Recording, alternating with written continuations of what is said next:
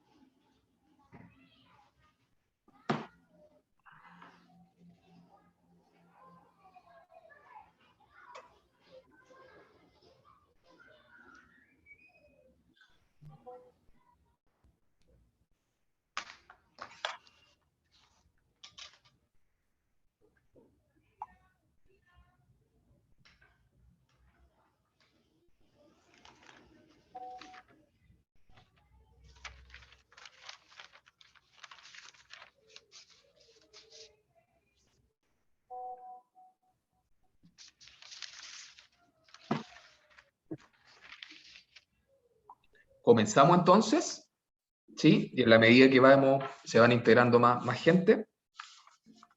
¿Sí? Bueno. Sí, parte nomás, Francisco. Ya.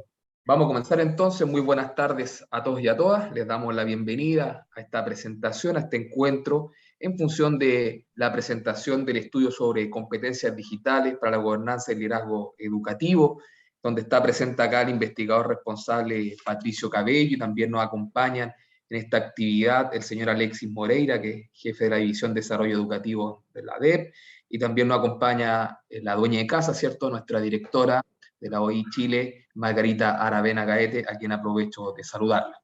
Como bien le indicaba, este estudio, o lo que nos trae hoy día a tema, tiene que ver con este escenario, de alguna manera, que vivimos en pandemia, con la adopción forzosa de modalidades de educación remota, que representaron un desafío importante dentro de la permanencia del servicio educativo y brindar de alguna manera el derecho a la educación en este sentido desde la virtualidad, en donde en muchos lugares no existían conectividad, equipo, acceso, equipamiento, tanto en los hogares como también, por cierto, en muchos establecimientos educativos, en razón de los docentes también y los directivos para poder impulsar una educación de proceso de calidad. Hemos constatado, en función de las investigaciones, que han habido desigualdades de condiciones de preparación previo, de alguna manera, a lo que ya ocurría, pero que se han evidenciado de alguna manera las brechas educativas que han existido siempre, pero hoy día se han hecho mucho más plausibles en este sentido. Es por eso que nace este estudio sobre competencias digitales para la gobernanza y el liderazgo educativo, un estudio que ha sido financiado por la Organización de Estados Iberoamericanos de Chile desde el año 2021, y que hoy día empezamos a dar término con esta presentación de resultados.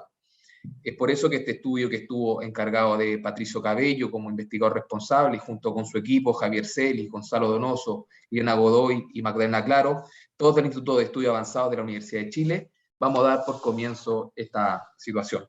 Para poder comenzar esta actividad el día de hoy, le solicitamos a la directora de la Oficina de la Organización de Estados Iberoamericanos de Chile, a la doctora Margarita Aravena Gaete, que nos dé unas palabras de bienvenida. Bueno, buenas tardes. Primero agradecer acá a Alexis Moreira Arenas, que es el jefe de la División de Desarrollo Educativo. Con la ayuda indudablemente de la DEP, nosotros pudimos entrar a cada uno de los servicios locales. También agradecer acá, bueno, a Patricio Cabello, a su equipo de investigadores, los cuales hicieron posible hacer esta investigación en los distintos servicios locales. Así que de manera conjunta pudimos trabajar en este estudio, el cual hoy día se van a plasmar los resultados, y fue realizado en plenos tiempos de pandemia. También focalizar que para nuestra organización de Estado Iberoamericano es muy importante las habilidades digitales, sobre todo hoy en día, que son tan necesarias para el aprendizaje de las personas. Asimismo, en estos momentos que estamos viviendo de la crisis sanitaria, es mucho más importante para que los estudiantes y académicos puedan desempeñarse de manera óptima en esta sociedad. Así es que finalmente agradecer a los ya nombrado tanto a Alexis Moreira como Patricio, y por todo lo trabajado en esto a lo largo de estos meses. Muchas gracias.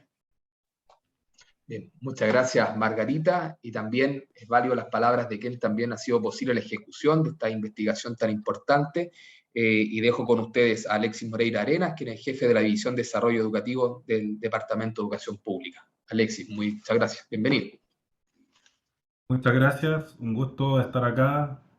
También agradecer a Margarita y Patricio, principalmente en nombre también de las instituciones que representan por este estudio.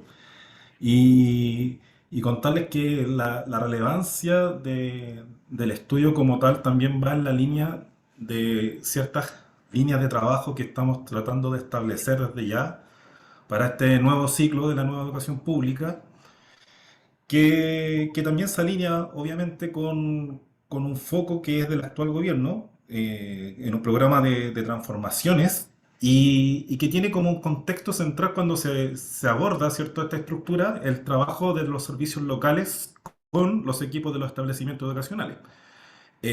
Donde obviamente los equipos líderes son claves, ¿cierto?, son el soporte clave para irradiar ese trabajo con las comunidades educativas.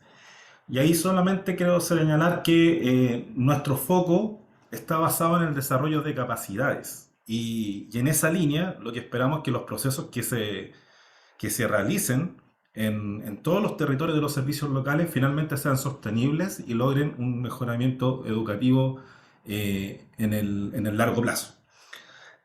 También indicar ahí que nosotros, a partir de este contexto que les estoy contando, también estamos tratando de hacer un vínculo mucho más explícito con el Ministerio de Educación, principalmente con la política de reactivación educativa integral, donde uno de los componentes centrales es la conectividad, con todo lo que implica a nivel de herramientas, de material, de capacidades. Y ahí también calza muy bien el tema que nos va a contar luego Patricio del estudio, porque justamente uno de los grandes desafíos que tenemos a partir de los territorios, principalmente en algunos territorios más que en otros, tiene que ver con el tema de la conectividad. Y ahí necesitamos, aparte de eso, un desarrollo profesional que permita que tengamos en el sistema líderes en los establecimientos educacionales que vayan a la vanguardia del sistema. Eso también obviamente en una línea más macro, que es que la educación pública sea el estándar en el, ojalá, mediano o largo plazo de todo el sistema educativo. Así que es clave lo que nos van a presentar hoy acerca del estudio. Eso, muchas gracias. Muchas gracias a ti, Alexis. Y también es bueno tener los testimonios de alguna manera de los participantes activos de este proceso, del trabajo, ¿cierto?, de la gobernanza y el liderazgo educativo. Y en este caso tenemos el testimonio de una muy buena amiga, Jimena Miquea, ¿cierto?, que es directora de la Escuela América del Servicio Local de Educación Pública de Valparaíso, que nos quiere contar su testimonio en base a esta actividad, ¿cierto?, de lo que ha sido el liderazgo y cómo ha gobernado de alguna manera en estos tiempos difíciles, en crisis de pandemia, ¿cierto?, y todavía en esta situación de post-confinamiento que todavía seguimos en pandemia, por cierto. Jimena, quedamos atentos a tu relato, a tu testimonio de lo que has vivido. Muchas gracias, buenas tardes. Agradezco la invitación a participar de este proyecto, o sea, de esta investigación. La verdad es que inicialmente le comentaba a Paulina cuando me contactó que después de poder completar la encuesta inicial que se nos envía, no tenía mucha motivación de participar porque sentía que nuestra escuela estaba muy lejos respecto de los estándares que se van estratificando en la encuesta. Pero de todas maneras, al empezar a hacer inventario respecto de las cosas que hemos hecho, fue gratificante. Hay un micrófono abierto, se puede silenciar desde la distancia de quien sea el moderador. Sí, me parece. Bien. Al tratar de hacer inventario respecto de las cosas que hemos hecho, la verdad es que es bastante interesante ver los logros respecto de un escenario inicial que no tenía una proyección como la que hemos llegado a tener ahora. Nosotros somos una escuela básica con nivel prebásico y básico. Tenemos un promedio de estudiantes de 500, 40 docentes, 39 asistentes de la educación. Y cuando nos constituimos como equipo directivo el año 2019, contábamos con 2 salas de computación, pero eran salas de computación que estaban con equipos que la mayoría estaban en desuso, si habían 30, 15 funcionaban, el resto no estaba operativo. Existían muchos prejuicios respecto de la gente de efectivamente hacer la clase de computación. Era como 1 hora de clase de las horas de libre disposición, y hacer clase de computación, el resultado que se daba de esa clase de computación era como que los niños iban a jugar a la sala de computación, más que un objetivo de desarrollar habilidades digitales. Se vino la pandemia y nosotros hacíamos la analogía en torno al lenguaje, es como que de un minuto para otro todos hablaran en inglés y los que hablamos español tuviéramos que sentirnos obligados a hablar en inglés para poder comunicarnos. Eso pasó desde lo digital. No teníamos otra forma de plantear un servicio educativo que no fuera desde lo digital. Entonces existió una obligación que a través de los años estaba sometida en una inercia constante, que no se avanzaba, pero de repente el 2020 se avanzó. Y se avanzó por esta necesidad urgente que había de poder ofrecer ese servicio. Nosotros llegamos a tener el año 2020 un 97% de adherencia de nuestros estudiantes a la educación remota, a lo que era el plan de educación virtual que se ofreció. Para eso tuvimos que hacer un censo digital y saber qué estudiantes contaban con dispositivos, fuera un celular, una tablet, un computador. Una vez que hicimos ese censo digital, pudimos canalizar los recursos de nuestro PME para enfocarlos principalmente en chips de conectividad. Entonces, pedimos muchos chips porque la mayoría tenía celulares. Al año siguiente, el año 2021, pudimos pedir una cantidad importante de tablets para aquellos estudiantes que tenían, por ejemplo, un celular en la familia y habían 3 hermanos que necesitaban ocuparlo en distintas clases virtuales que se daban en un horario simultáneo. Así es que desde lo operativo pudimos trabajar con nuestro PME, poder canalizar los recursos a las necesidades digitales que surgieron desde este censo que hicimos y trabajar con los estudiantes de esa manera. Después de eso había que, una vez que tuvimos lo que necesitábamos formar a los docentes, necesitábamos que ellos también supieran de qué manera íbamos a trabajar. Evidentemente no podíamos trabajar por asignaturas porque el tiempo que teníamos, entramos a las casas de los estudiantes. Se veía todo, digamos, la rutina familiar diaria de nuestros estudiantes estaba a la luz expuesta y a muchas personas les daba mucha vergüenza trabajar de esa manera. Y era un tema importante que tuvimos que trabajar con las familias, socializando nuestro plan de trabajo remoto. Y con los profesores, por supuesto, que tuvimos problemas respecto a la resistencia, sobre todo en términos generacionales. Habían algunos docentes que no conocían la tecnología, no lograban conectarse a una reunión, a un Meet, a una clase virtual, y tuvimos que hacer un trabajo de apoyo y acompañamiento con esas personas, con las personas que sí, con los docentes que sí lo podían hacer y tenían mayores facilidades. Fue un trabajo largo, pero lo logramos. Y el resultado de eso fue que tuvimos el 97% de adherencia. Dentro de los logros que podemos destacar, todo esto es post-pandemia, porque la encuesta hacía la diferencia en las preguntas. Lo que usted está trabajando es antes de la pandemia, durante la pandemia o post. Nosotros lo hicimos durante la pandemia, tuvimos que articular esta forma de trabajo y empezamos a tuvimos que trabajar en modalidad ABP, que es el aprendizaje basado en proyectos, porque teníamos que agrupar las asignaturas para que los niños tuvieran menos carga y pudieran estar el tiempo que nosotros necesitábamos en línea. Así es que empezamos a trabajar algunas estrategias. En ciencias, por ejemplo, empezamos a trabajar en Canva, enseñarle a los docentes cómo trabajar en Canva y explicar el método científico a través de Canva, que los estudiantes lo pudieran hacer. El lenguaje, figuras y géneros literarios con word cloud o las nubes de palabras. En historia, plantillas de líneas de tiempo. Matemática, H5P. En H5P trabajamos todo lo que era la gamificación. Entonces, nuestros estudiantes podían ir elaborando juegos, videos interactivos, y trabajar según niveles, porque el tema de la gamificación es justamente que tiene niveles de logro. Entonces, ahí se confabulaban ciencias, matemáticas, artes, educación física.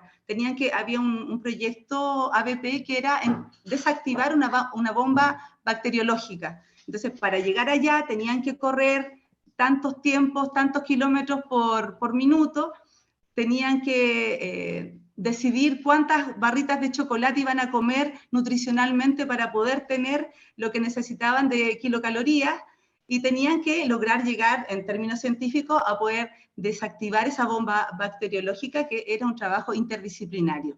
Así es que en el camino nos fuimos armando con todas las personas que sabían algo y podían aportar a esta forma de trabajo que era absolutamente nueva y desconocida para todos.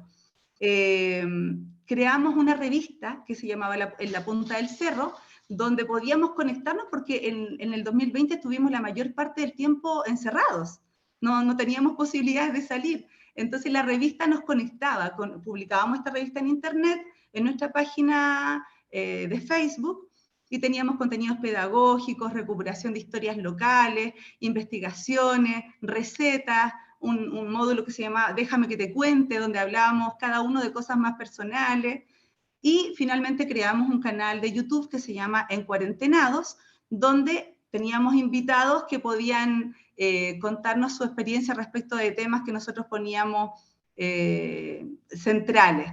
Tuvimos un número de grandes mujeres, donde una chica de las tesis, Dafne, estuvo acompañándonos y contándole a nuestras estudiantes de qué manera se había generado eso, el movimiento de las tesis. El Día de Todos los Muertos, que Carlos Pinto nos contó historias del día menos pensado, tuvimos investigaciones locales de lo que es el cementerio de Valparaíso, Emile Dubois. Entonces tratamos de acompañar a nuestros estudiantes desde la virtualidad, y con nuestros asistentes de la educación hacíamos un café virtual donde jugábamos a la lota, jugábamos al bachillerato, para no perder el vínculo, porque la única forma que teníamos de conectarnos era a través de estas plataformas o de estas ideas que fueron surgiendo desde la misma comunidad. Pero tenemos desafíos todavía, tenemos desafíos pendientes, que en primer lugar es poder tratar de conectar la ENEP, o la ley, la 21.040, desde la mejora continua, desde poder fortalecer efectivamente las capacidades humanas y técnicas de los actores del sistema educativo, desde las habilidades digitales, poder formar a nuestros docentes en habilidades del siglo XXI, para que estas habilidades digitales efectivamente puedan ser más protagónicas y no sean esos computadores que están en una sala de computación 1 hora a la semana. Desactivamos esas salas, las hicimos aulas temáticas, y cada aula temática tiene una cantidad de computadores que sí están operativos y donde pueden trabajar en equipo, pueden trabajar en grupo, las distintas consignas que se van haciendo de acuerdo al currículum. Pero es un desafío poder elaborar este plan de gestión que cruce todos los documentos que necesitamos que sean vivos y no documentos que están, digamos, para la lectura, y poder incluir en nuestro plan de formación local con nuestros docentes efectivamente la formación continua en competencias digitales. Creo que lo dije todo, eso es. Muy bien, Jimena, muchas gracias. Nos hiciste un recorrido tremendo de los antecedentes, de los problemas administrativos iniciales, cómo gestionaron en función de los recursos tanto humanos como tecnológicos en el establecimiento. Nos diste una pincelada del trabajo desarrollado en estos 2 años, que parece ser, ¿cierto?, una eternidad en función de tiempo, en la cantidad de acciones de mejora continua que establecieron como comunidad educativa. Así que darte las gracias por tu experiencia, por tu trabajo, por lo que fueron desarrollando para poder llegar a cada una de esas comunidades educativas, ¿cierto?, a esas familias, a esos niños, a esas niñas, estar presente con un derecho educativo importante en torno a este tema. Así que te agradecemos por esta experiencia que nos radicas tú de acá de la comuna de Valparaíso, la Escuela Las Américas. Así que muchas gracias. Y ya de alguna manera nos vamos afrontando a ver cuáles son los resultados más generales, ¿cierto? Vimos un estudio de casos con Jimena, pero también vamos a ver los resultados generales de este estudio con el doctor Patricio Cabello, quien fue el investigador responsable de este estudio sobre competencias digitales para la gobernanza y liderazgo educativo, que los dejo invitados a poder escuchar y con esto te presento, Patricio, para que comience a mostrar estos resultados tan importantes que nos va mostrando este estudio. Gracias, Francisco. Bueno, muchas gracias por asistir. Muchas gracias además a las directoras, directores que están aquí presentes, que participaron en alguna parte del estudio. Les agradecemos mucho la participación y bueno, muchas gracias por estar aquí también para ver la presentación. La presentación sintetiza algunos de los resultados, que son resultados bastante generales los que vamos a mostrar, porque el estudio es bastante extenso en su versión completa, y por lo tanto no nos permitiría hacer una... ¿Pueden verlo ahí correctamente? Sí, ¿todo bien? ¿Sí? Ok. El estudio es en sí mismo un poquito más largo, pero bueno, aquí hay una selección de resultados escogidos para mostrarles, ¿ya? Que incluye algunos de los datos recogidos en la investigación cuantitativa y cualitativa que realizamos.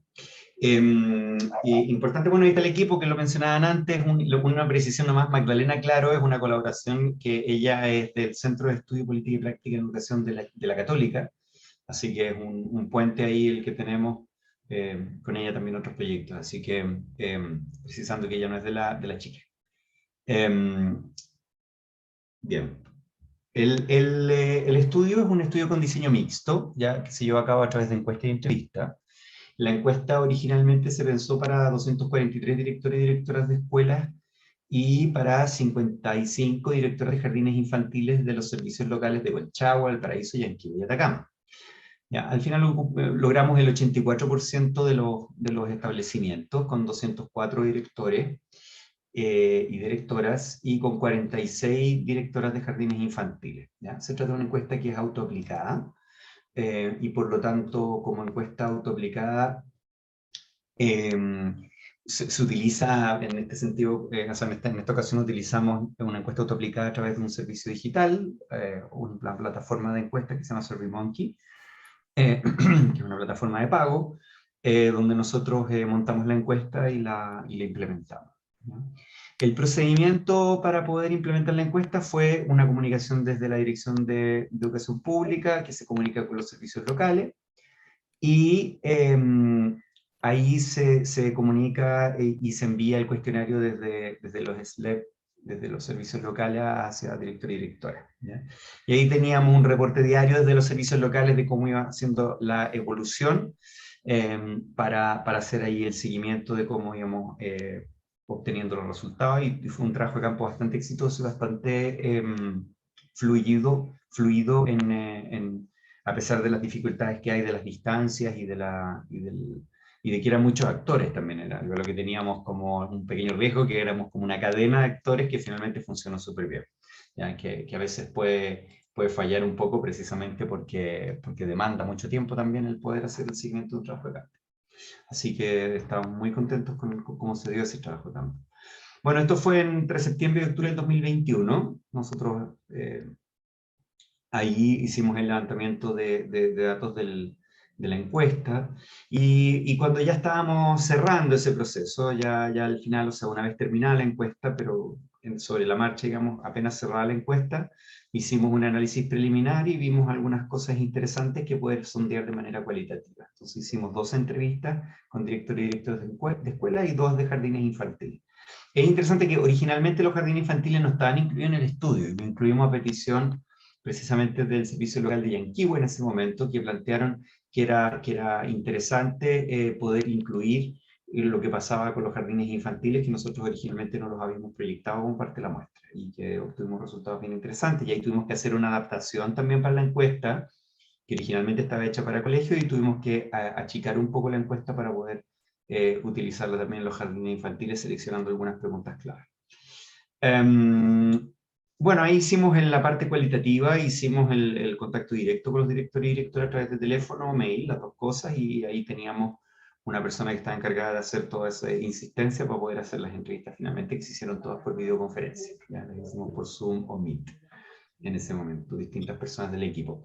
Esto es un poco como queda finalmente la muestra del estudio. Pueden ver que de la totalidad de escuelas que están, y jardines infantiles hacia el lado izquierdo, pueden ver que al centro encontramos el logro, digamos, el recuento de las encuestas logradas por cada uno de las celdillas ahí, y el porcentaje total alcanzado, que en algunos casos llegó incluso al 100%. O sea, que logramos efectivamente cumplir en algunos segmentos, en algunos grupos, logramos cumplir con la muestra censal que nos habíamos proyectado inicialmente. Y luego las entrevistas que tuvimos, las dividimos entre urbanas y rurales, tratando de balancear también por disponibilidad. Es un muestreo cualitativo, por lo tanto se trabaja de esa forma, y efectivamente en Atacama teníamos 3 urbanas y ninguna rural, y luego en Colchagua 2 y 1, y en Quihue 1 y 2, y Valparaíso solamente teníamos muestra urbana. ¿Ya? Estas son algunas de los ejes de la encuesta que nosotros tuvimos. El eje 1 es la caracterización socioeconómica y ciertas otras cuestiones generales de director o directora, donde se identificaban cuestiones que tenían que ver con su experiencia también en la formación con algunas tecnologías digitales, ¿ya? Y si habían tenido algunas experiencias de formación continua en alguno de los formatos que ahí se plantean. Se les preguntaba también algunas otras cosas que tenían que ver con su profesión, etc. Luego teníamos un segundo eje, que era el diagnóstico de madurez digital del establecimiento educativo, que es la adaptación de un instrumento que nosotros pudimos identificar, y tuvimos comunicación ahí con los originales, ¿ya? Con los autores originales, que es este grupo de Croacia, ¿ya? Con el cual estuvimos trabajando ahí, precisamente porque hay varios, es un modelo que está basado en uno de los modelos europeos que efectivamente usan estos 5 ejes, y está bastante bien desarrollado, y por eso lo seguimos. Y ahí observamos cómo se articula la infraestructura digital, la planificación, la gestión y el liderazgo, el uso de tecnologías digitales en la enseñanza-aprendizaje, el desarrollo de competencias digitales y la cultura digital, como factores que se exploran en esta encuesta, ¿ya? Luego tuvimos un tercer eje, que era un eje focalizado, ¿ya? Y este eje focalizado está focalizado en la experiencia COVID, precisamente por el momento en el cual además se realizaba la encuesta, en el momento en el cual había un regreso, digamos, progresivo hacia las clases, ¿ya? Esa es un poco la estrategia. En el caso de los ejes de la entrevista, ahí agregamos algunas otras cosas que tenían que ver como con autopercepción de habilidades digitales y uso, pero mantuvimos todas las otras que son los mismos ejes que están en la encuesta. Finalmente este es un tipo de estudio mixto que busca como profundizar en algunos de los resultados obtenidos en una primera etapa cuantitativa, utilizando técnicas cualitativas como la entrevista. Como resultado, en términos generales, tenemos que claro, los discursos de las entrevistas, por ejemplo, están organizados en torno a los ejes de la pandemia. Lo que sale ahí en esas conversaciones en general son las respuestas que tuvieron las comunidades educativas para poder resolver esto, la forma en que se colaboró de manera horizontal, la manera en la cual se construyeron nuevos recursos, la manera en la cual se generó una formación sobre la marcha en muchos casos, a contrapelo, y observando también las dificultades que había en el contexto en el cual se trabaja, donde muchos de los niños, niñas y adolescentes que asisten a la educación pública no tienen un acceso digital ideal para la implementación de un tipo de formación de este tipo, a distancia de emergencia, formación a distancia de emergencia. Entonces la pandemia marca este antes y después, digamos, ya que es bastante predecible como resultado, en términos de recursos digitales, capacitación, motivación, y también en términos de cómo se entiende el valor y la integración de las tecnologías digitales en la escuela. Una de las cosas que es importante, que es lo que les mencionaba, que es la situación en la cual tanto niños, incluso los profesores, los docentes, los y las docentes, que es el tema de la subconexión, ya que es un fenómeno que nosotros venimos estudiando en otras investigaciones previamente, y que vemos que efectivamente hay un acceso, digamos, que aparente en muchos casos, pero acceso a través de equipos que, por ejemplo, no dan los rendimientos necesarios para poder trabajar, o porque son de muy antiguos, o bien porque se trata de teléfonos celulares, donde efectivamente el desarrollo, lo que se llaman las affordances de los dispositivos, o sea, lo que el dispositivo te puede entregar potencialmente, lo que puede lograr un dispositivo, es eso, ¿ya? Que efectivamente un dispositivo como el celular no te puede entregar un procesador de texto, por ejemplo, como un computador. Y luego tenemos el tema, bueno, y también el tema de la subconexión en términos de la calidad del acceso a Internet, ¿ya? La escasa presencia de banda ancha, en general se depende también de estos equipos móviles para poder acceder. La capacitación también, que es un tema pendiente, porque aparece poco, y ahí lo vamos a ver, ¿ya? Y esto es interesante, como en el discurso de los y las directoras aparece que efectivamente esta respuesta como de formación y de apoyo horizontal entre docentes, incluso hay algo que parece que es interesante, que es que lo hemos visto en el caso de las familias con niños y adultos, y en este caso lo vemos en la escuela con profesores más jóvenes, con profesores de más experiencia que no han tenido la formación o la cercanía con las tecnologías digitales muchas veces, no siempre por supuesto, pero muchas veces no tienen esa cercanía como para poder tener un paso rápido, digamos, al uso de estas tecnologías, pero con esta forma de distribución del conocimiento desde los otros docentes se logra suplir de alguna manera. Aquí escogimos algunos datos de la encuesta, datos generales como voy a mostrar. ¿Ya? Que casi un 55% de las escuelas y un 27% de los jardines adquiere equipos conforme a un plan. ¿Ya? Lo que quiere decir que, claro, los jardines infantiles no existen en general, ¿ya? Planes para poder adquirir equipamiento. ¿Ya? No son parte de lo que se está pensando como lo necesario para el presente y el futuro. En el 11,6% de la escuela y el 28,9% de los jardines no considera equipamiento. ¿Ya? Eso es importante, que tenemos en el fondo un tercio casi de los jardines que no tiene ninguna consideración dentro del plan. Es interesante como en los contextos menos conectados, por ejemplo, como el rural, los directivos docentes recurren a sus propios dispositivos. Ya ahí tenemos un texto que sacamos, hay varios como este, pero bueno, solo usamos lo que hacen nuestros planes de teléfono. En este minuto estamos usando solamente cada uno su plan de teléfono. Esa es como un poco una realidad que se repite bastante, especialmente en las entrevistas que hicimos en el contexto rural. ¿Ya? Esa dificultad para poder acceder a tecnologías digitales que les permitan esa conexión. Teníamos incluso por ahí por ejemplo, recuerdo bueno, más adelante creo que lo tenemos, pero es bien interesante, un director que me decía, mira, yo trabajo acá, estoy aquí de lunes a viernes, el fin de semana yo vuelvo a mi casa, a la ciudad cercana donde él vivía, y cuando vuelvo a mi casa es cuando en mi casa, como yo tengo banda ancha con fibra óptica, yo ahí en realidad envío todas las cosas que quedan acumuladas, que no se pueden enviar porque son muy pesadas, cosas que nos piden como documentación, etc. Y claro, se entiende eso con claridad, que efectivamente son las soluciones que los directores están encontrando. La presencia de un plan estratégico de digitalización, vemos que en el caso de los colegios, de las escuelas, 45,9% no tiene ninguno, ¿ya? Y el 80% no tiene ni un plan estratégico de digitalización. O sea, las tecnologías digitales no parecen estar en el horizonte, más allá de que estén las máquinas, pero no hay un plan estratégico asociado a ella. ¿Ya? 37,2% de las escuelas y 13% de los jardines infantiles tienen estrategias de digitalización en otros documentos de trabajo. Y el 6,8% de las escuelas y solo el 4,4% de los jardines tienen un plan de digitalización parcial. Y vemos que el 3,9% de las escuelas y el 2,2% de los jardines infantiles tienen un plan de digitalización integral, ¿ya? Que esté metido precisamente ahí en el plan.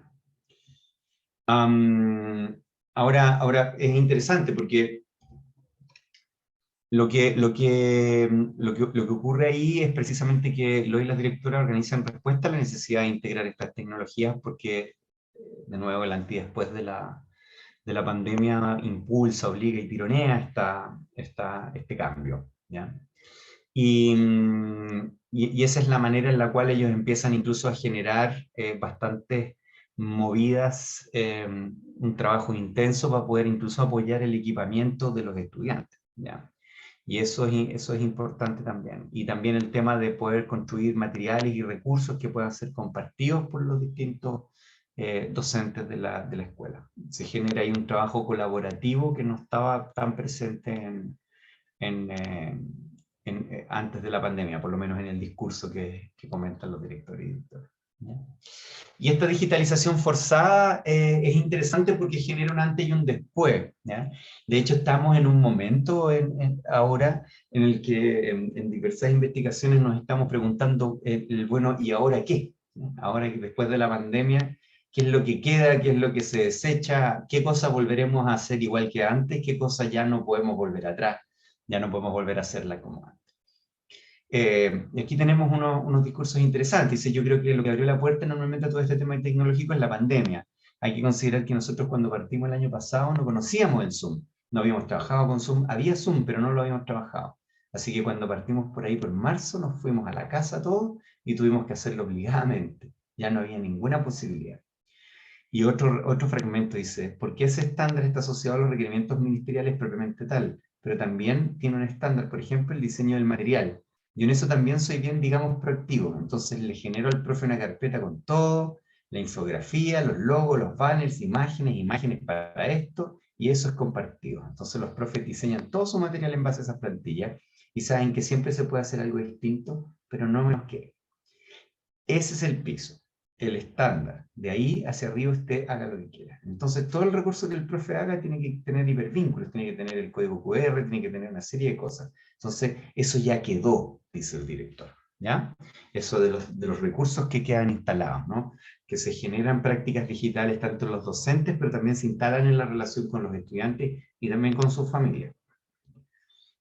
Ahora bien, de la pandemia, el estallido social es como, en el discurso aparece como una especie de antesala, ¿no? Como algo que los preparó, algo que interrumpió en algunos momentos, sobre todo en algunos de los servicios locales, de las escuelas de los servicios locales, se interrumpe, digamos, el proceso de enseñanza-aprendizaje, y por lo tanto ya había una preparación ahí que hicieron algunas cosas antes para organizarse. ¿Ya? Hay algo interesante, que el acceso al material no es una brecha superada como tiende a observarse. Digamos, el acceso material se entiende como la conexión que tú puedes tener en un lugar, ¿ya? En una escuela básica urbana, por ejemplo, aparece esto. Sí, mira, hemos sido favorecidos por el tema de enlaces, contamos con internet en la escuela. Lo que sí, bueno, lo que uno siempre quisiera, lo que alegamos en la escuela, que la cobertura no siempre es la apropiada. Puedo dar testimonio de que en la sala de computación andan bien, a lo mejor los equipos, el internet fluye, pero por ejemplo ya no, nos alejamos un poquito de ahí y lo vamos perdiendo. En las oficinas muchas veces estamos más distanciados de ahí, tenemos problemas con la conectividad. No te digo que siempre, pero de repente se pasan malos ratos, ¿ya? Que el acceso no es una brecha superada, sino que tenemos estas conexiones intermitentes o esta subconexión con equipos que son inadecuados o con un ancho de banda que no es el ideal, ¿ya? El tema de las habilidades digitales docentes, que es bien interesante, ¿ya? Un 9,2% de las escuelas tiene un plan de desarrollo de competencias. Ningún jardín tiene plan de desarrollo de competencias digitales de sus educadoras, ¿ya? El 10,6% indica que el desarrollo potencial, de las competencias digitales docentes depende exclusivamente de intereses individuales, ¿ya? Y eso es muy interesante, ¿ya? Ese tema, eso en las escuelas, ¿ya?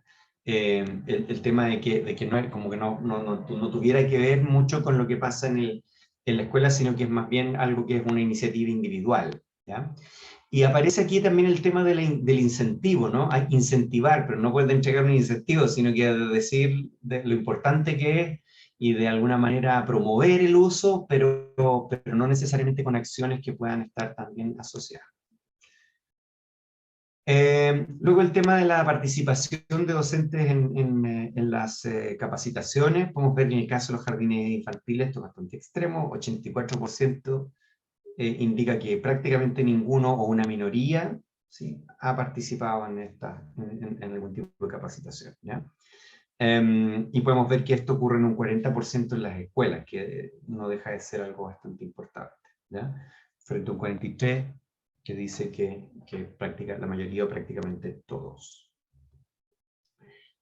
Cuando hay focalización, aparece en los discursos que la focalización en la capacitación hace una diferencia en la respuesta, ¿ya? Aquí dice, respecto de los docentes, no sé si van a estar completamente preparados en algún minuto, puede que sí, puede que no, pero ellos ya entendían la dinámica y el lenguaje, sabían de qué se trataba y lograron responder porque teníamos un proceso de capacitaciones desde el día 1 antes de que fuese oficial, porque yo estaba preparando el terreno. Entonces, cuando nos vimos la necesidad de responder frente a la pandemia, ahí dijimos ya, toda la parrilla, y los profes respondieron, ¿ya? Este es un liceo rural. Y ahí en el fondo aparece un discurso de anticiparse finalmente al escenario, que creo que es algo sumamente difícil dentro del liderazgo escolar en general. Poder anticiparse a estos escenarios tan impredecibles para muchos de nosotros, para todos en realidad, ¿ya?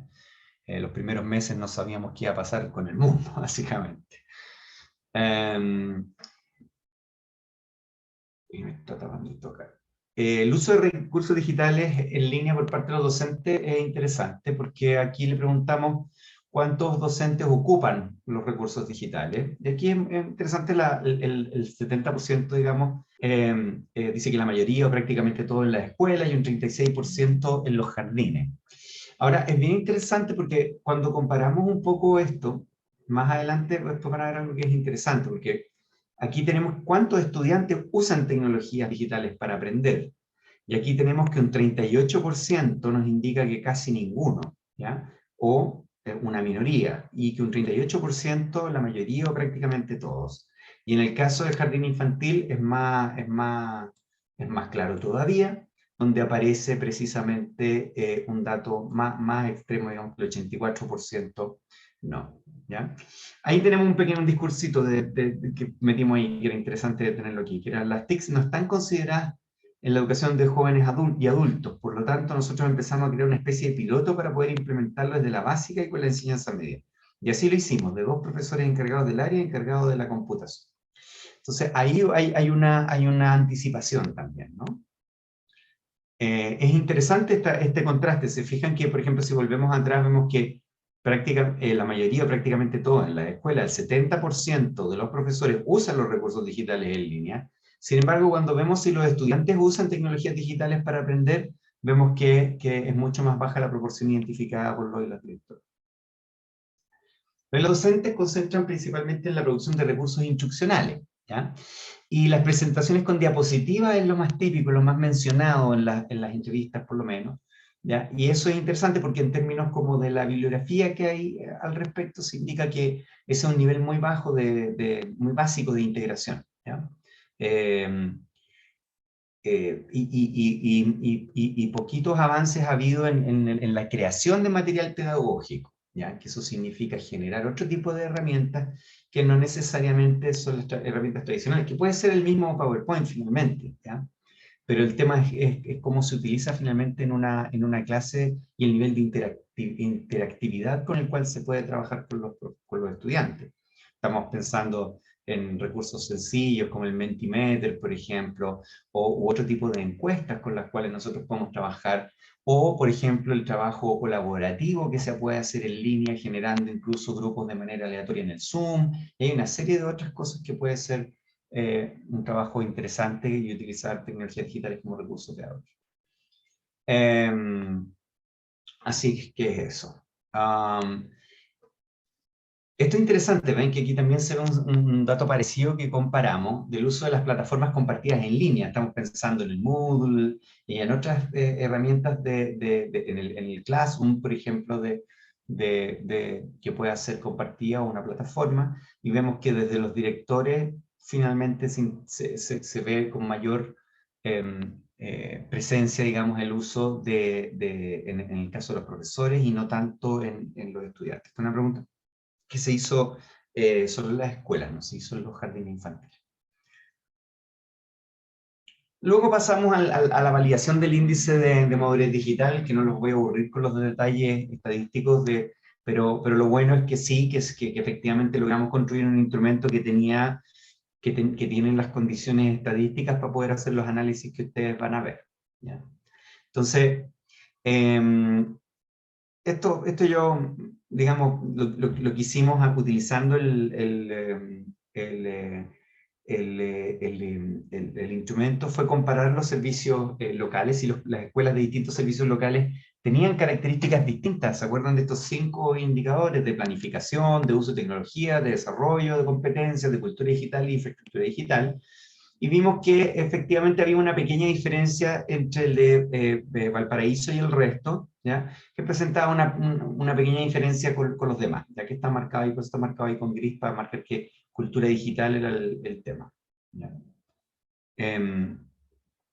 Luego no encontramos ninguna diferencia por género, que es interesante, ¿ya? Aunque no son variables asignables exclusivamente a una persona, ¿ya?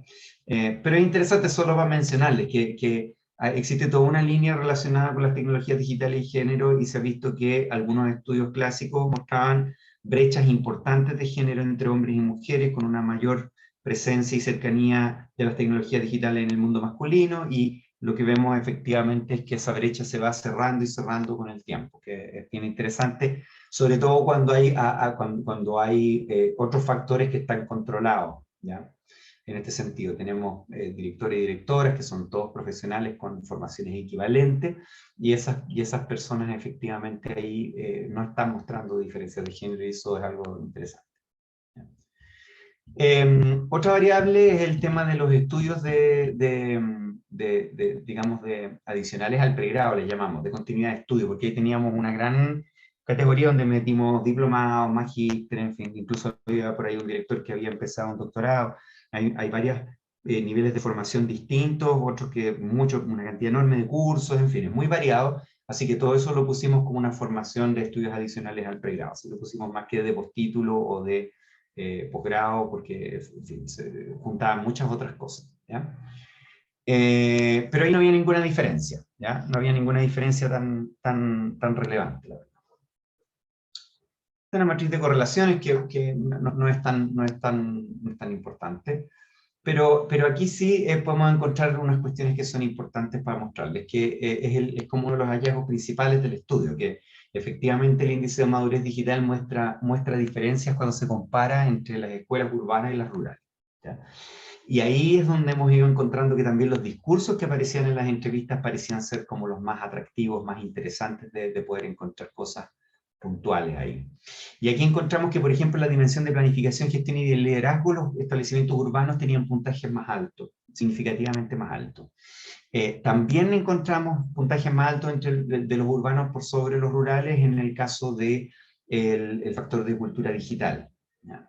Y en los demás, bueno, en el que no se encuentran diferencias en el desarrollo de competencias digitales, y en los que se encuentran diferencias, pero que son más discretas, digamos, hay que ser un poquito más, menos estricto en la aplicación de qué es lo que consideramos como el nivel de significancia para poder darlo por probado.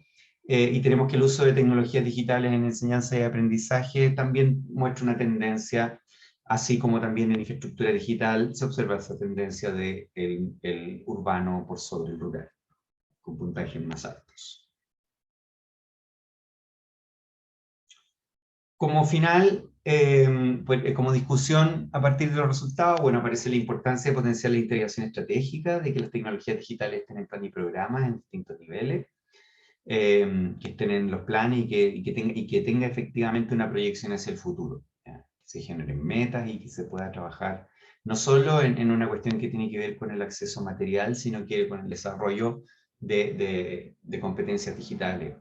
Cosa que en las entrevistas se observa que hay mucha claridad y mucha conciencia de eso en los y las directoras. En el desafío de la evaluación de resultados, que eso es importante y es algo que no es solamente algo solo de las políticas públicas en educación, es algo de políticas públicas en general, y que tiene que ver también con la implementación de planes, programas y distintos tipos de intervención, que tiene que ver con la evaluación, cómo evaluamos su éxito, ¿ya? Y eso en algunas de las cosas que nosotros les preguntamos aparecía bastante claro que no había mucha evaluación de las implementaciones, a pesar de que se observaba que había implementación de varias cosas, no había una evaluación de sus resultados. Y eso es algo que nos ocurre muy habitualmente por varias razones. Una de ellas son los presupuestos con los cuales se ejecutan los proyectos, otras veces tienen que ver con las capacidades instaladas, otras veces tiene que ver con lo que entendemos como evidencia y otras veces tenemos también el miedo a la evaluación, ya que es un temor que tenemos en muchos ámbitos, no es algo de educación, sino que es algo de las políticas públicas, que en el fondo efectivamente se entienda la evaluación no como una evaluación del programa, sino que un cuestionamiento a las personas que lo implementan, ¿ya? Luego tenemos el tema de la diferencia de integración TIC para profesor y para estudiante, que ustedes lo vieron ahí. Parece que los profesores están más integrados desde la óptica de los directores y directoras, y al parecer los estudiantes un poco más rezagados, un poco reproduciendo la desigualdad en la cual viven, ¿ya? Otra cosa es que es algo positivo para la investigación, para nosotros como equipo y en fin, como recurso también, que es el tema de la validación del índice de madurez digital, que es un recurso que sirve efectivamente y logramos validarlo con todos los indicadores de ajuste que necesitamos, ¿ya? Y luego está el tema de las diferencias que hay entre la zona rural y urbana, ¿ya? Y que no se encuentran diferencias por otros factores, y esto es muy significativo, porque esta diferencia esté tan marcada, está mostrando, digamos, una dificultad que tiene que ser profundizada en la investigación y para ser comprendida, porque los factores no solamente tienen que ver con cuestiones materiales, también tienen que ver con otras cosas, al parecer. Y bueno, sería interesante, lo planteamos sería interesante comparar con establecimientos con otro tipo de dependencia, ¿ya?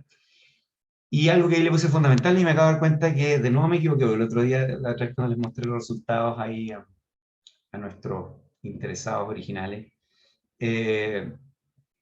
claro, que ahí nos faltó, me equivoqué al poner contexto urbano, yo debería decir contexto rural, ¿ya?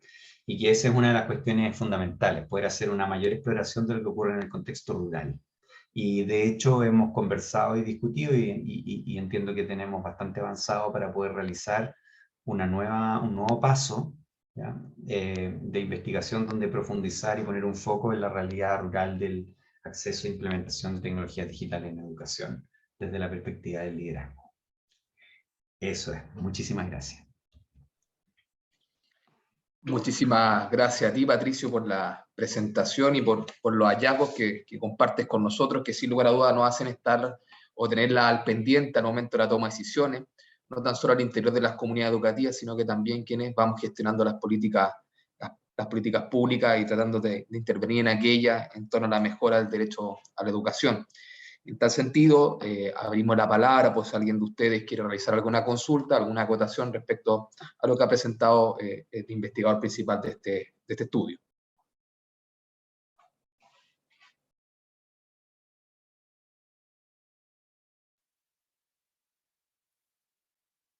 Patricio, ahí yo igual cuando leí el estudio, quedé con dudas de lo que tú planteas como que no existe una planificación estratégica sobre la temática. ¿Ya? Y eso te quería consultar en la lógica de los servicios locales, dado que tienen herramientas locales, y también hay herramientas que son netamente de las instituciones, los establecimientos educacionales, como el PME, por ejemplo, que tal vez sea la herramienta central.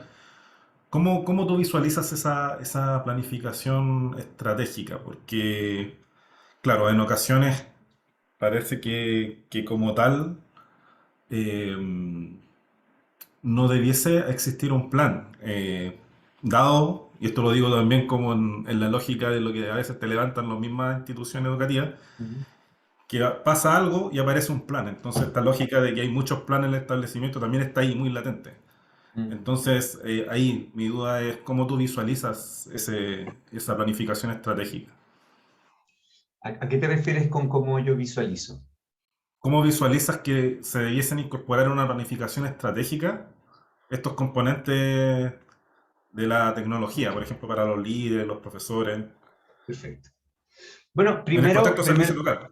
sí, pensando en el Servicio. contexto de servicio local, pienso que primero es bastante necesario algo que se ha hecho en el pasado y de hecho que teníamos, bueno, varias otras cosas, herramientas para poder hacer eso, que era interesante, y SILS y otras herramientas para poder hacer diagnósticos primero acerca de las capacidades, de habilidades y competencias digitales instaladas en las escuelas por parte de los docentes y todo el resto del equipo. ¿Ya?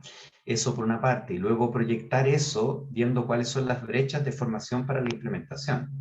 Y eso necesita efectivamente de una planificación estratégica, donde se va a focalizar, por ejemplo, efectivamente esos esfuerzos para poder efectivamente superar las brechas que se puedan estar produciendo y plantearlas con metas hacia el futuro. Así es como lo veo. Ahora, en ese sentido, y esas son las preguntas que más o menos se hacen en la encuesta, y eso es lo que indican los directores finalmente. O sea, si no está en el plan de mejoramiento, por ejemplo, tiene que ver con que efectivamente es algo que se supone que está de alguna manera superado o que no debiera ser abordado hacia el futuro. De hecho, es algo que la pandemia revela, es que efectivamente al no haber este tipo de planes se tuvieron que generar planes de emergencia, como del tipo del que tú estás mencionando, digamos, que es bien interesante algo ahí que decir, que creo que hay que considerar, que lo he visto, de hecho, además en otros contextos me he topado con una discusión similar. Estos planes tienen que estar orientados precisamente asumiendo que las tecnologías digitales existen y tienen que integrarse en la práctica y en los procesos de enseñanza-aprendizaje.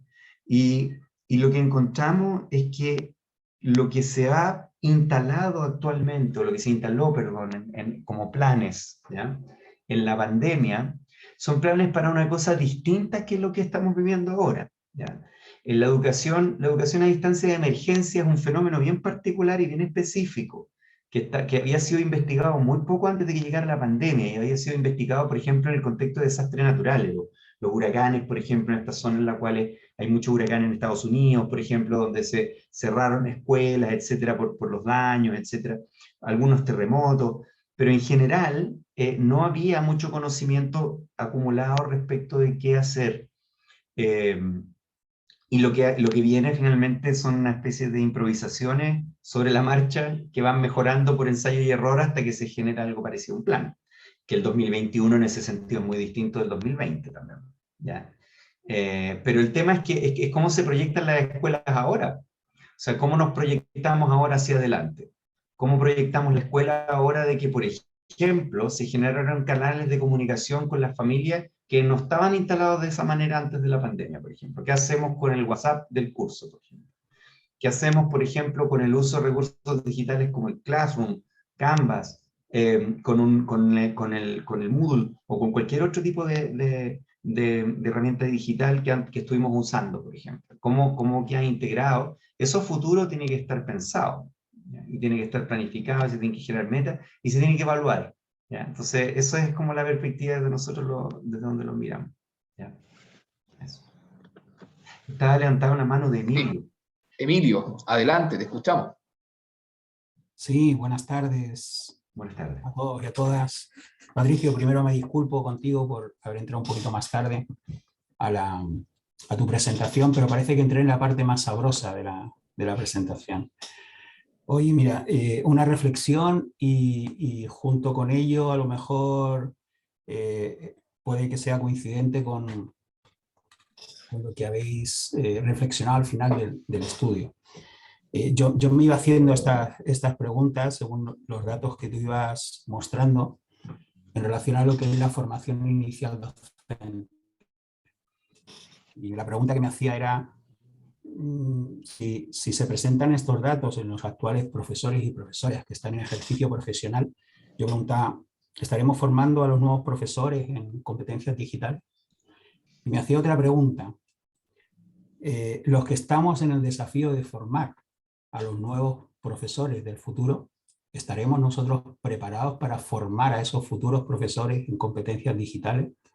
Me iba haciendo esas preguntas en el entendido que en los nuevos estándares aparece, ¿no?, en la formación profesional docente, aparece o se podría visibilizar como la enseñanza, ¿no?, o la competencia, podríamos decir, ¿no?, en las competencias digitales como una mirada, yo lo veo como una mirada transversal, que no es una asignatura, sino que más bien debiéramos instalar un eje transversal en el que de una u otra forma todas las asignaturas y todas las digamos, que cursa un futuro profesor, no importando la especialidad, debieran tener un componente de lo que estamos mencionando, así como la educación inclusiva, así como la ciudadanía y tal, ¿no? Yo no sé si parte de las reflexiones habéis llegado hacia allá, porque es muy interesante lo que hay ahora, pero ¿qué pasa para el futuro, no? ¿Qué pasa con estos profesores que estamos egresando? Eso Bueno, ahí quisiera comentar que yo publiqué un artículo hace unos años atrás, 2019 creo que,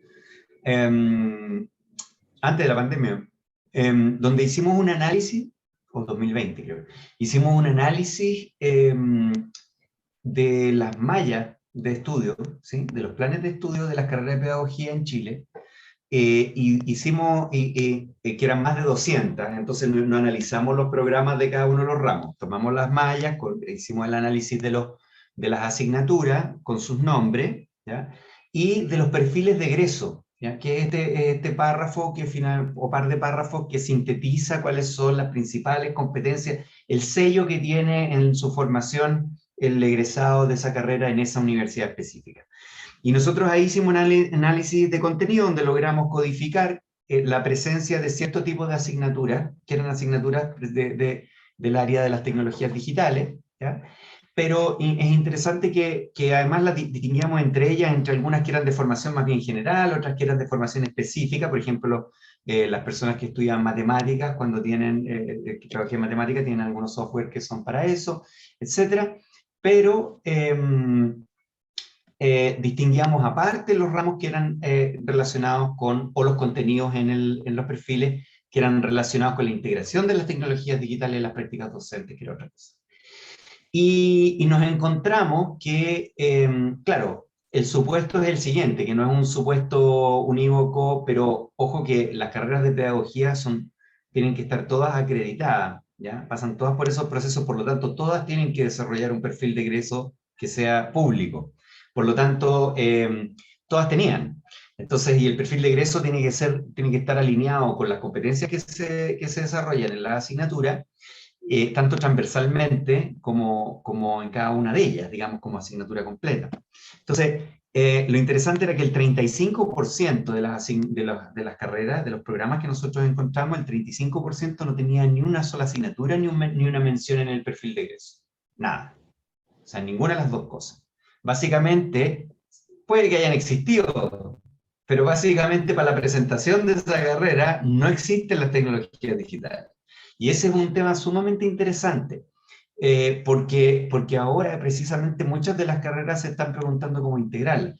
Existen dos abordajes para eso. El primero es por asignatura, y el segundo es el que tú planteas, que hay mallas, por ejemplo, como la de Pedagogía en la Universidad Católica, la de Santiago, la Universidad Católica de Chile, y en esa malla los contenidos son transversales. Entonces hay muchas asignaturas en las cuales tienen distintas actividades de integración de tecnologías digitales de manera progresiva, ¿ya? Hacia el final. Y efectivamente ahí está el Centro de Política y Práctica de Educación, donde trabaja Magdalena, que estuvo incluida en este estudio y todo, que ha trabajado también el OPED, que es el Observatorio de Prácticas Educativas Digitales, en meter, digamos, esos contenidos, ya formar a los profes y una serie de cosas. Pero no es la realidad de todas las escuelas en Chile, de todas las escuelas en las cuales se enseña pedagogía en distintos niveles, ¿ya? Y eso es muy significativo, y es muy importante porque efectivamente es ese desde donde parte el profe, y es bien interesante porque como aparecía en los discursos, digamos, de estos directores que nos contaban, decían, y en la respuesta incluso, en el fondo hay una parte, digamos, de la formación de esas habilidades digitales que es como del sálvese quien pueda. O sea, es que el que las desarrolló, y de manera autónoma, individual, porque tiene una historia, porque tuvo los recursos económicos para tener equipos, porque tuvo el capital cultural para acceder a distintas modalidades para su uso, etcétera, etcétera, ¿ya? Pero no es algo que esté tan metido. Ahora, la pregunta es, en la formación inicial de los profesores, lo interesante es qué es lo que van a hacer ahora las universidades después de lo que ha pasado. Es como lo mismo que qué pasa con las escuelas. O sea, esto es como esa lógica, digamos, que se sale la pasta de dientes, digamos, del tubo, no se puede volver a meter para adentro, digamos. O sea, aquí nosotros pasamos a otra etapa con esto a pie forzado, que así como en un terremoto hay que reconstruir las ciudades, ahora tenemos que reconstruir la forma en la cual generamos efectivamente estas prácticas, ¿ya? O sea, eso nos dio una cachetada, digamos. Pero no sé si respondo a tu pregunta, pero hay información sobre eso, sobre lo que iba pasando. Está ese artículo que lo puedes buscar por mi nombre, pues, está en la revista Pensamiento Educativo Latinoamericano, que es de la Católica. Ahí está publicado, del año 2020, si no me equivoco. Cecilia Marambio tenía la mano levantada, perdón que de la Tranquilo, palabra yo. tranquilo, Patricio. Como una clase. Muy bien, muchas gracias, Cecilia. Hola, muchas gracias, buenas tardes. Me parecen muy interesantes los resultados. Yo vi con mucha atención, por ejemplo, esos resultados donde decían que los directores estaban con una alta proporción de motivar y de trabajar para que los profesores fomentaran el trabajo de las TIC.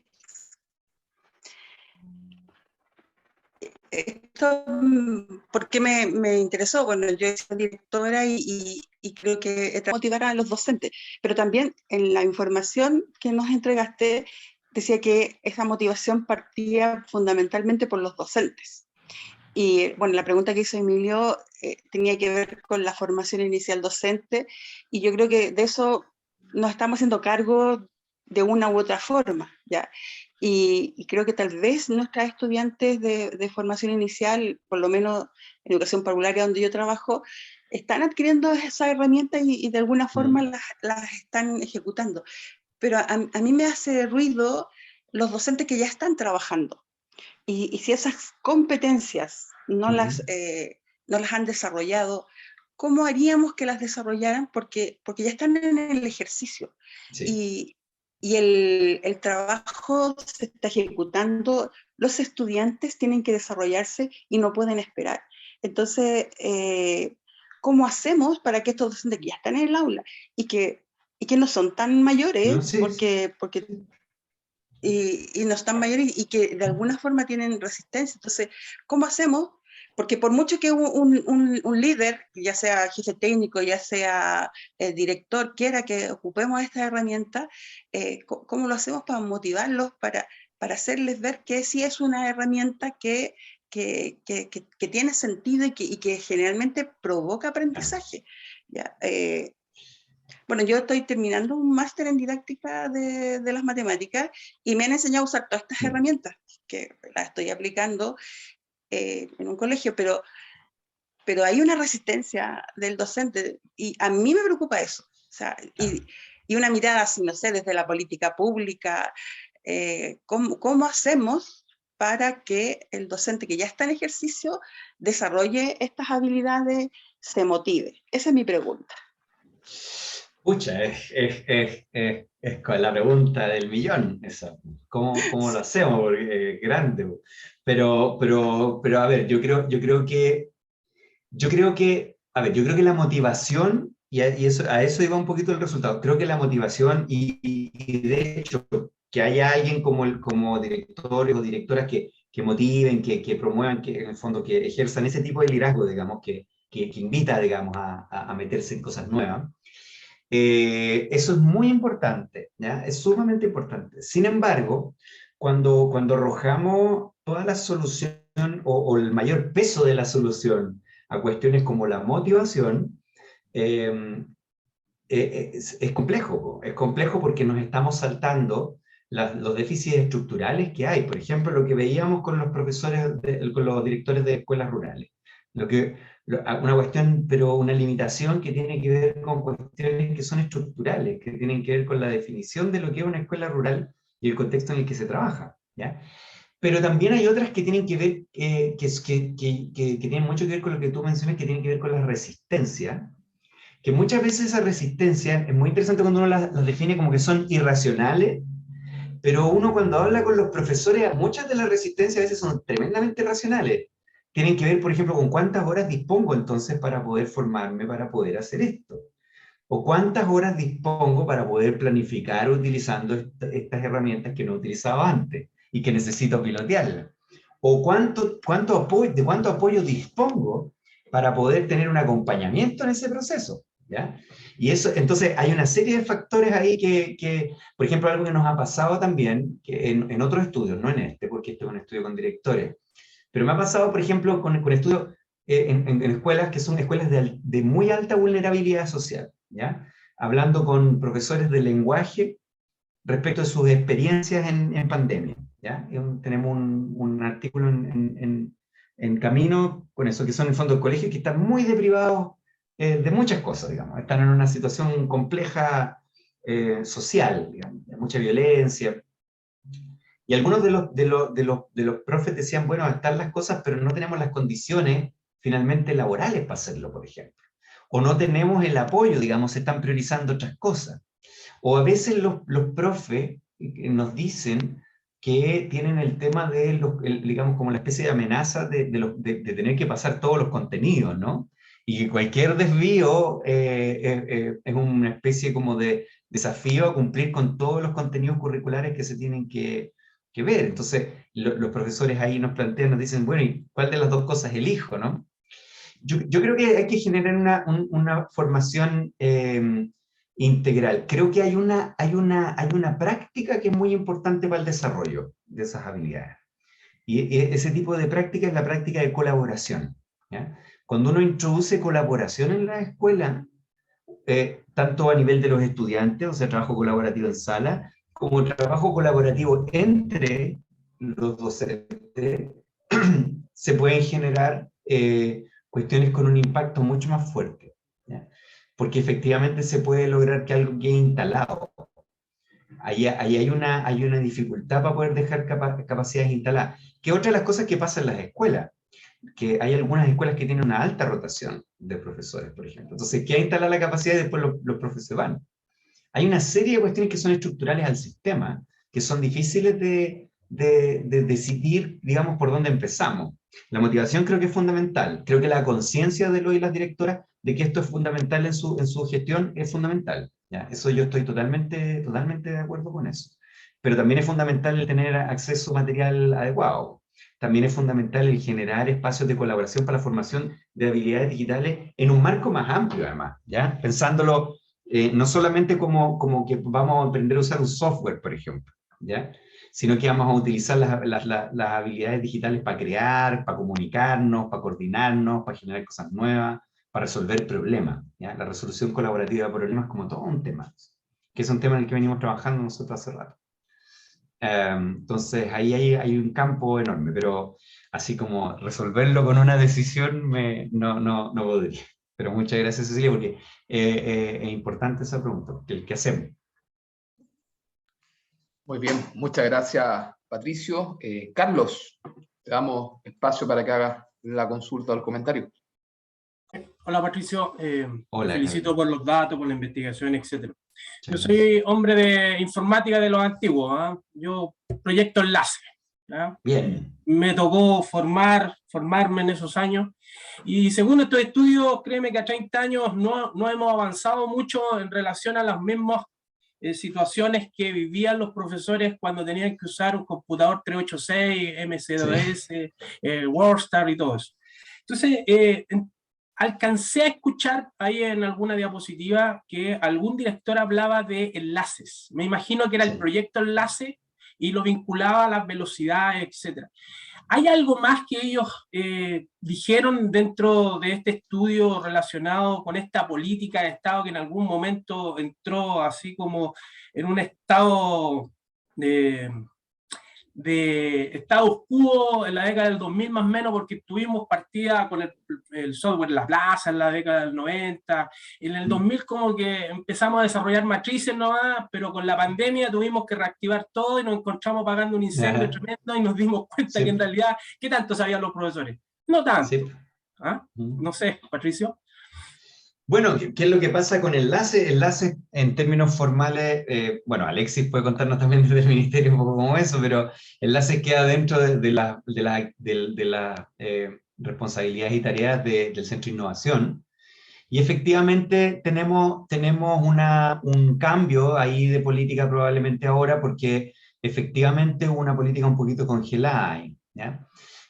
También hubo una política, yo te diría que es bien una política de las que parecen buenas, pero que tiene su pequeño lado perverso, que tiene que ver con que Chile sigue insistiendo, por ejemplo, con una política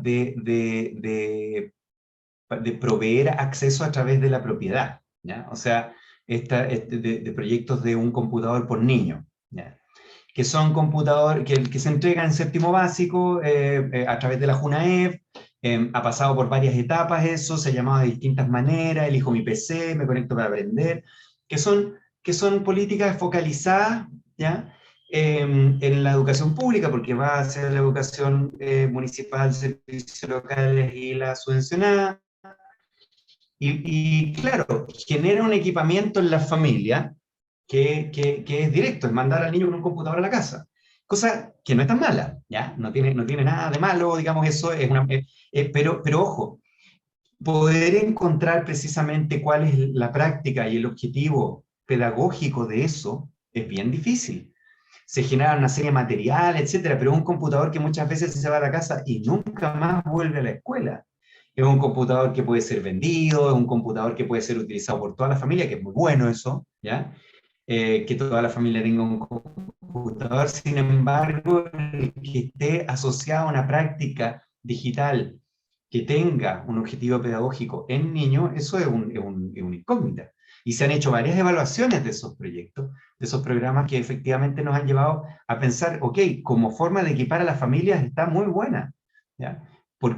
Pero como forma de generar genera una sensación errónea de acceso y conexión del estudiantado, finalmente. O sea, se asume que el estudiantado de séptimo o cuarto medio, con los años que han pasado, está conectado. Punto. ¿Ya? Y eso no es... Y eso la pandemia mostró que no es así. En algunos países, por ejemplo, en Australia, que son pioneros en el uso además de este tipo de políticas de un computador por niño, que de alguna manera, ¿por qué te saco esto? Porque de alguna manera esa política traicionó el espíritu inicial de enlace, ¿ya? Que es el acceso en escuela, con fin pedagógico, con un encargado de enlace, que es un mediador del uso de esos equipos, hay unos materiales desarrollados para eso, hay capacitación para los profes. Sin embargo, esto es como digamos, te traspaso propiedad, te regalo una máquina y chao. Eso sería todo. En Australia, por ejemplo, abandonaron esas prácticas y lo que hay actualmente es que se utiliza un equipo que es una tablet muy barata, que es un equipo de costo muchísimo más bajo, y ese equipo de costo muchísimo más bajo se utiliza en la escuela, es más fácil almacenarlo, es menos riesgoso porque es de menor costo, porque acá, por ejemplo, nunca se ha querido dejarlos en la escuela porque son equipos que son caros. Entonces, si quedan en la escuela, si tú generas un sistema de locker para que el estudiante pueda sacarlo, trabajar, volver a guardarlo, tú sabes lo que eso puede pasar en algunas de las escuelas que viven en los sectores más complejos de No, y Santiago, ahí, Patricio, disculpa que te moleste, pero que te interrumpa en realidad. Sí, Hay un sí, tema de dígame. mantención. Mantención también, ¿quién se hace cargo Por de la supuesto. mantención? Es como estarle regalando algo y llega el minuto en donde después los apoderados lo empiezan a tirar para afuera porque no saben quién se los repara, ¿no? Sacas la garantía y ya no sirve. Fíjense que, por ejemplo, en Uruguay, Plan Ceibal tiene estos proyectos todavía de un computador por niño, pero Plan Ceibal se ocupa de todo. O sea, incluso yo he estado en las oficinas de Plan Ceibal, que están en un lugar bien bonito, que tienen como unos galpones grandes, y hay un lugar donde arreglan los computadores. Y hay ingenieros que están ahí arreglando, reparando, técnicos que están reparando los computadores que el mismo Plan Ceibal provee. Ese tipo de presencia del Estado en Chile como que no la conocemos. Es como que, porque eso estaría tercerizado, habría una garantía, ¿cachai? Este es un computador de como que el plan se hace responsable, digamos. Ya, en el fondo te acompaña hasta que ya no sirve para más nomás y te llega el momento en que hay que reemplazarlo. Pero a lo que voy con eso es que, por ejemplo, en el caso de Australia, tú tenías eso y eso se usa en la clase, hay ciertas actividades que se utilizan con la tablet y la tablet se termina de usar y se guarda. ¿Cachai? Y la tablet queda en la escuela. El niño no puede andar transportando un computador, eso es peligroso para un niño incluso. Generar esa cantidad de tecnología, digamos, entre una mochila de un niño.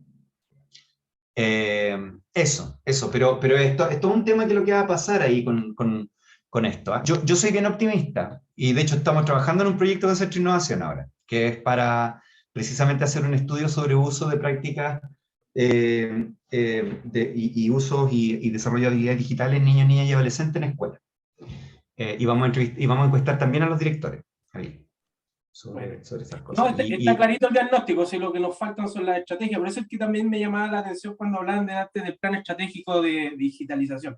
Ahora, claro, con los PME nosotros podemos mover en los colegios ciertas acciones, etcétera, pero para que eso tenga un engranaje sólido dentro de la proyección de hacernos cargo, oye, si vamos a dejar los computadores en el colegio, bueno, también tenemos que tener los recursos y este plan estratégico para derivar los recursos, porque ahora desde la pandemia nos dimos cuenta que necesitábamos mascarilla y muchas cosas, pero también los colegios empezaron a tener ciertas desorganización en los recursos y ya las mascarillas ya no están así como los primeros meses. Y generalmente aquí nos sucede esas cosas, que partimos como caballos ingleses, ¿cierto? Y después al poco tranco ya como que vamos frenando. Entonces la tecnología como va actualizándose también, y tú muy bien lo has dicho, ¿cómo vamos a hacernos cargo de eso? ¿A quién se lo vamos a derivar? Claro. Entonces es un tema, ¿no? Bien, Patricio, te felicito. Clarito la exposición. Muchas gracias. Bien, muchas gracias, Patricio, quien fue el encargado, investigador responsable de este proyecto de estudio sobre competencias digitales para la gobernanza y liderazgo educativo. Agradecemos la participación de todos ustedes, de cada uno de ustedes, también de la directora, que parece que ya tuvo que retirarse, la directora del Colegio de las Américas, que muchas gracias por su participación. Agradecemos a cada uno de ustedes. Alexis, muchas gracias. Margarita, muchas gracias.